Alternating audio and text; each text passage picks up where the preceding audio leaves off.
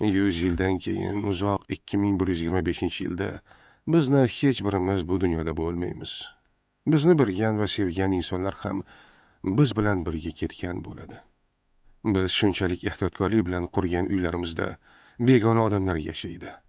Butun hayotimiz davomida mehnat qilib yig'gan mol-mulkimiz bizdan keyin kelgan avlodlarga yoki notanish odamlarga o'tadi. Ehtimol bizning nabiralarimiz yoki chevarlarimiz ham kim bo'lganimizni eslashmaydi. Axir kim o'zining katta bobosining yuzi yoki ismini eslay oladi?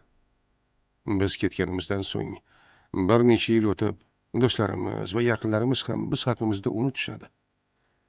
Yana bir necha 10 yillardan keyin esa suratlarimiz yo'q qoladi. Hikoyalarimiz o'chadi. Biz qilgan har bir ish, harakat, umuman hammasi xotiralardan o'chirilib ketadi. Va oxir-oqibat bizni bilgan eng so'nggi inson ham bu dunyoni tark etganda biz hech qanday iz qoldirmagan bo'lamiz. Shunday ekan, nega biz umrimizni befoyda narsalar ortidan quvish bilan o'tkazamiz? Nega biz oxir-oqibat ahamiyatsiz bo'lib qoladigan boylik, martaba, obro' uchun bunchalik harakat qilamiz?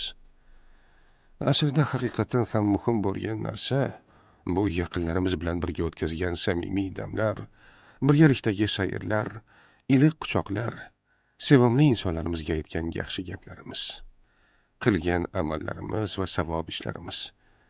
Chunki biz bu dunyoni tark etganimizdan keyin ham ular bizga hamroh bo'ladi. Mol-mulk bizni tark etadi, lekin qilgan yaxshiliklarimiz abadiy qoladi. Shuning uchun keling, yaxshilik qilaylik, muhtojlarga yordam beraylik. Alloh xush ko'radigan ishlarda bardavom bo'laylik. Chunki bu dunyo o'tkinchi, ezgu amallarimiz mangu qoladi.